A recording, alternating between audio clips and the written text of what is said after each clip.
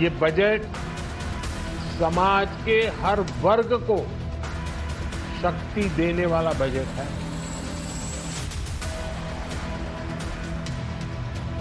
ये नाउम्मीदी का पुरंदा है और शुक्र तो इस बात का है कि इंसान इसमें भी जिंदा है।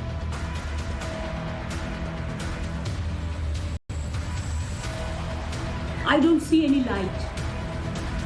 It is a dark, dark and dark.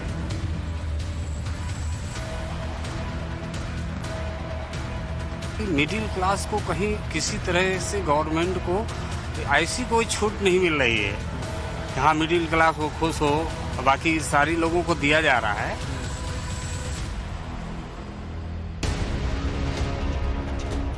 देश की सत्ता पर लगातार तीसरी बार विराजमान हुई एनडीए की सरकार के पहले बजट से देश की 140 करोड़ जनता को बड़ी उम्मीद थी। लगातार 7वीं बार बजट पेश करने का रिकॉर्ड बनाते हुए वित्त मंत्री निर्मला सीतारमण ने आज अपने 1 घंटे 23 मिनट के बजट भाषण में हर सेक्टर को छूने की कोशिश की, लेकिन वित्त मंत्री की घोषणाओं से लोगों को कितनी संतुष्टि मिली, ये बड़ा सवाल है।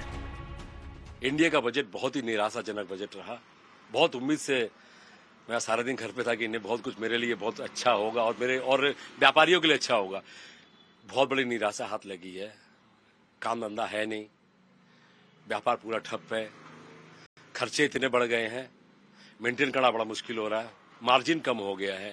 पहले कुछ मार्जिन दिखता तो था। क्या वाकई ये बजट आपकी इन उम्मीदों पर खरा उतरा है? जी मैम, इस बजट से हम लोग छोटे मोटे व्यापारी खुश नहीं है, क्योंकि हमारे में बहुत प्रॉब्लम हो रही है और हम बहुत सालों से देख रहे हैं, बहुत परेशान है। जैसा अभी समझ लो मैं छोटा व्यापारी हूँ, तो मेरे जैसे हमारे हिंदुस्तान में कितना भाई और भी रहेंगे छोटे व्यापारी जो आज बहुत सालों से परेशान है। और मतलब महंगाई इतना बढ़ गया, हम लोग कुछ कर भी नहीं सकते हैं और धंधा हमारा पूरा ठप हो गया है। धंधे का तो हमारा नाम निशान ही नहीं है। खर्चा उतना बढ़ गया है, कैसे बच्चों को पालना है और कैसे फैमिली चलाना, कुछ समझ में नहीं आ रहा। गरीब जनता वो नहीं ना खुश जी। ਉਹਨਾਂ ਦੇ ਸੋਨਾ ਚਾਂਦੀ ਚਲੋ ਘਟ ਗਏ, ਜਿੰਨੇ ਘਟ ਗਏ ਉਹ ਤਾਂ ਹੁਣ ਇਹਨਾਂ ਨੇ ਡਿਊਟੀ ਘਟਾਈ ਆ, ਪਰ ਆਮ ਨਾਰਮਲ ਬੰਦੇ ਵਾਸਤੇ ਕੋਈ ਫਾਇਦਾ ਨਹੀਂ ਜੀ ਇਸ ਚੀਜ਼ ਦਾ। ਇਹਦੇ ਨਾਲ ਕੋਈ ਜ਼ਿਆਦਾ ਫਰਕ ਨਹੀਂ ਪੈਂਦਾ, ਠੀਕ ਹੈ ਨਾ। ਜਿੱਦਾਂ ਹੁਣ ਇਹਨਾਂ ਨੇ ਕਿਹਾ ਕਿ 골ਡ ਸਸਤਾ ਕਰਤਾ, ਹੁਣ ਦੇਖੋ 1.5 ਸਾਲ ਤੋਂ ਪਹਿਲਾਂ 40,000 ਨੂੰ ਸੀਗਾ, ਹੁਣ ਉਹਦਾ 75,000 ਹੋ ਗਿਆ। ਕਿੰਨਾ ਘਟਾਤਾ? 6% ਜਾਂ 7% ਨਾਲ ਕੋਈ ਇਫੈਕਟ ਨਹੀਂ ਹੋਊਗਾ, ਠੀਕ ਹੈ। ਵੱਧ ਤੋਂ ਵੱਧ 600, 700 ਜਾਂ 1200 ਸਸਤਾ ਹੋਊਗਾ, ਹੋਰ ਇਸ ਤੋਂ ਉੱਤੇ ਕੀ ਹੋਊਗਾ। ਇਹ ਤਾਂ ਹੈ ਨਹੀਂ जो 75,000 ਦੀ ਚੀਜ਼ ਸੀ ਉਹ ਸਾਨੂੰ 30,000 ਦੇ ਵਿੱਚ ਦਿੱਤੀ ਜਾਵੇ। लोगों की प्रतिक्रियाएं सुनकर अंदाजा लगाया जा सकता है कि बजट से लोगों को काफी उम्मीद थी, लेकिन लग रहा है कि मोदी सरकार का 3.0 बजट उम्मीदों पर खरा नहीं उतरा। निर्मला सीतारमण ने अपने बजट भाषण में तमाम घोषणाएं की, लेकिन इस देश का आम इंसान जो नौकरी पेशा है, जो टैक्स देता है, उसकी नजर टैक्स स्लैब पर थी। वित्त मंत्री निर्मला सीतारमण ने इस वर्ग के लिए बजट भाषण में सबसे आखिरी में पिटारा तो खोला, लेकिन जिस राहत की उम्मीद थी वो शायद नहीं मिली। Coming to personal income tax rates, I have 2 announcements to make for those opting for the new tax regime. First, the standard deduction for salaried employees is proposed to be increased from 50,000 to 75,000 rupees. Similarly, deduction on family pension for pensioners is proposed to be enhanced from 15,000 to 25,000 rupees.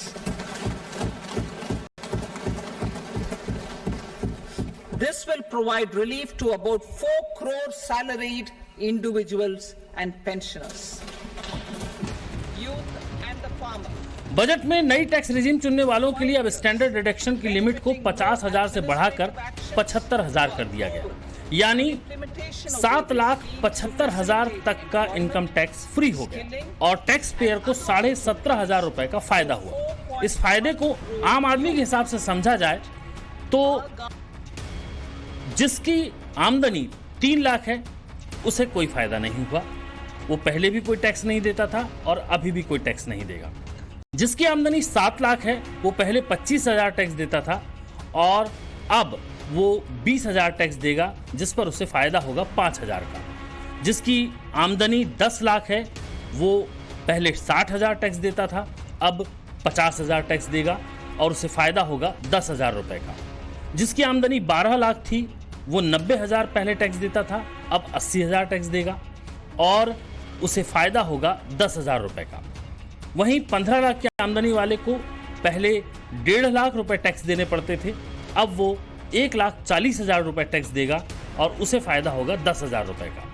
जिसकी आमदनी 20 लाख रुपए है या उससे ऊपर है वो 3 lakh tax देता था, लेकिन अब वो 2,70,000 रुपए टैक्स देगा, जिसमें उसके 30,000 रुपए की बचत होगी। पहले सैलरी से होने वाली 15,75,000 की इनकम पर 1,57,500 रुपए टैक्स बनता था। अब इस बदलाव के बाद 1,40,000 रुपए टैक्स बनेगा। दरअसल न्यू टैक्स रिजीम में किसी तरह की छूट नहीं मिलती है। इसमें 7 लाख रुपए तक की इनकम को जीरो टैक्स कराया जा सकता है। वैसे भी अगर आप किसी स्कीम में इन्वेस्ट नहीं करते हैं तो सलाह यही दी जाती है कि न्यू टैक्स रिजीम को चुनना चाहिए। अब इस बजट में स्टैंडर्ड डिडक्शन की सीमा में बदलाव के बाद मिडिल क्लास को राहत तो दिखाई दे रही है, लेकिन वो इस राहत के फायदे से खुश नजर नहीं आ रहा है। बजट लगा है मिडिल क्लास के लिए, लेकिन थोड़ी चीज़ अगर ये गवर्नमेंट लोगों पर ध्यान दे, उनके लोन परसेंटेज पर या उनके EMI, या देखा हूँ कि मिडिल क्लास को कहीं किसी तरह से गवर्नमेंट को ऐसी कोई छूट नहीं मिल रही है कि हाँ मिडिल क्लास को खुश हो, बाकी सारी लोगों को दिया जा रहा है। खुशी है उससे भी, किसानों को भी मिल रहा है सब, लेकिन ये मिडिल क्लास को भी तो कुछ ऐसा होना चाहिए। स्टैंडर्ड 20% बढ़ाया गया है या फिर टैक्स स्लैब को अब 3 लाख तक कोई टैक्स नहीं लगेगा, तो आप लोगों को लग रहा है कि ये सही है या कम है? देखिए 3 लाख तो एक नॉर्मल उसमें आता है। आज नॉर्मल इंसान भी 40-50 हजार तो कमाता है, वो तो 5% में तो आ गया ना। एक बार वो सैलरी लेता तब टैक्स देता है, उसके बाद ये भी रिटर्न करे ईयरली। तो ये स्लैब तो 7-8 लाख तक होना चाहिए फ्री, इसमें कोई स्लैब नहीं होना चाहिए। 7 के बाद स्टार्टअप होना चाहिए था। इस चुनाव में बेरोजगारी एक बड़ा मुद्दा था और आने वाले समय में यह मुद्दा और बड़ा होगा। अखिलेश हो, राहुल हो या तेजस्वी, वो लगातार बेरोजगारी के मुद्दे को उठाकर युवा वोट बैंक को अपनी तरफ लाने की कोशिश में जुटे हैं। लिहाजा इस बजट में युवाओं और रोजगार पर फोकस दिखाई दिया।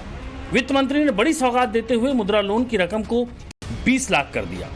वहीं 500 टॉप कंपनियों में 5 करोड़ युवाओं को इंटर्नशिप देने का वादा भी किया गया। इसके साथ ही 1 करोड़ युवाओं को 5,000 रुपए का भत्ता देने का वादा भी इस बजट में किया गया है।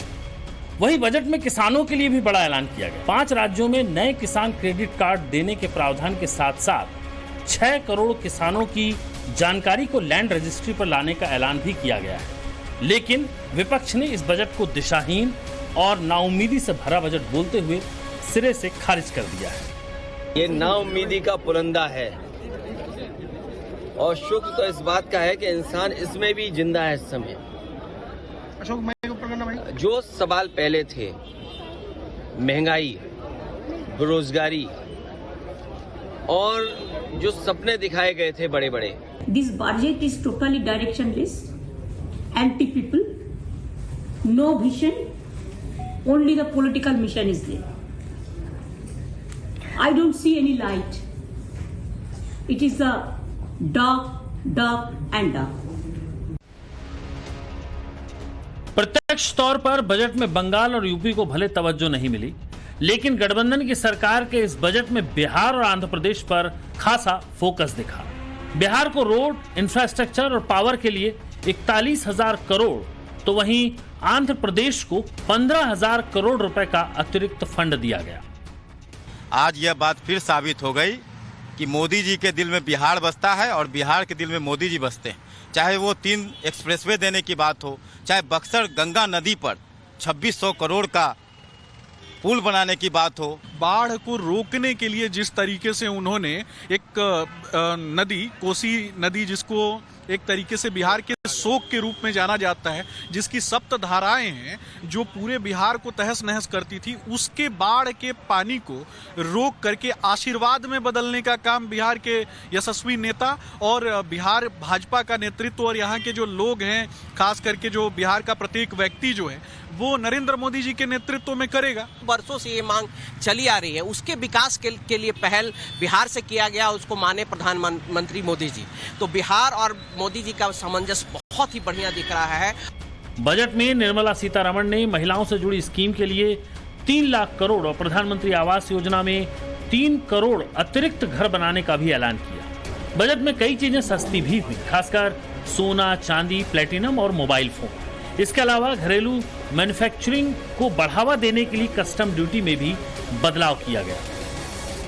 बजट के साथ साथ देश भर की निगाहें आज शेयर मार्केट पर भी टिकी हुई थी, जिसमें दिन भर काफी ज्यादा उठापटक देखने को मिली।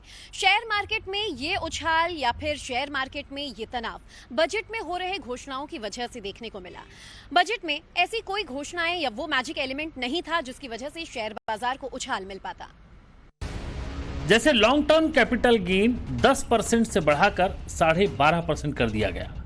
जो फ्यूचर और ऑप्शन पर ट्रेडिंग करते थे उन पर एसटीटी की दर 2 गुनी कर दी गई। प्रॉपर्टी में इंडेक्सेशन बेनिफिट को लेकर बदलाव किए गए और शॉर्ट टर्म कैपिटल गेन के रेट भी बढ़ाए गए। अगर छोटे निवेशकों के हिसाब से देखें तो 1 साल में म्यूचुअल फंड से 1.25 लाख रुपए के कैपिटल गेन पर निवेशक को टैक्स नहीं देना होगा। देश के प्रधानमंत्री मोदी ने इस बजट को भारत को समृद्ध करने वाला बजट बताया, लोगों के सशक्तिकरण का बजट बताया, महिलाओं की मदद करने वाला बजट बताया और युवाओं को अवसर देने वाला बजट बताया।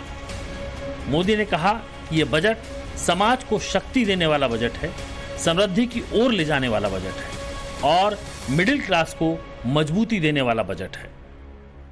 इन नौजवानों को अनगिनत नए अवसर देने वाला बजट है।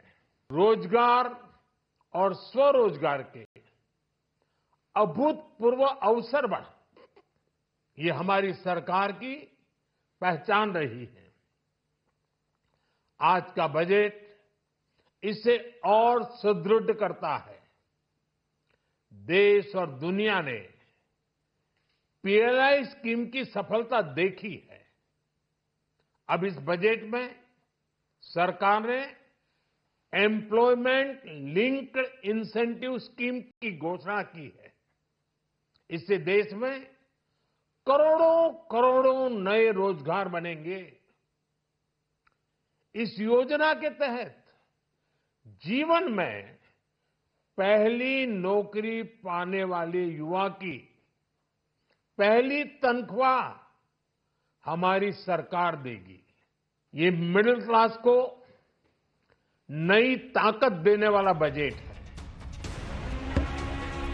लेकिन कांग्रेस ने इस बजट को सहयोगियों को खुश करने वाला और कॉपी बजट करार दिया। बजट पर प्रतिक्रिया देते हुए राहुल गांधी ने कहा कि ये कुर्सी बचाओ बजट है। अपने हैंडल पर राहुल गांधी ने लिखा कि सहयोगियों को खुश करें, अन्य राज्यों की कीमत पर उनसे खोखले वादे, अपने मित्रों को खुश करें, एए को लाभ, आम भारतीयों को कोई राहत नहीं। कॉपी और पेस्ट करें कांग्रेस का घोषणा पत्र और पिछले बजट। इनकम टैक्स को लेकर आम आदमी हर बार टकटकी लगाए बैठा रहता है, लेकिन पिछले 10 साल से टैक्स स्लैब पर सरकार का प्रहार बेहद ही हल्का था। पिछले 10 साल से टैक्स में जो भी बदलाव किए गए बहुत मामूली थे, लेकिन इस बार वित्त मंत्री निर्मला सीतारमण को ये पता था कि टैक्स स्लैब को अनछुआ रखना यानी कि एक बड़े तबके को, मिडिल क्लास को नाराज करने जैसा हो जाता। कुल मिलाकर देश की सरकार को तीसरी बार सत्ता में लाने के लिए जिस मिडिल क्लास ने योगदान दिया, उसी योगदान का शुक्रिया थोड़ी राहत देकर कर दिया गया। इसीलिए कम से कम इस बजट को मिडिल क्लास के लिए इनकम टैक्स का ड्रीम बजट तो नहीं ही कहा जा सकता। ब्यूरो रिपोर्ट, टाइम्स नाउ, नव भारत।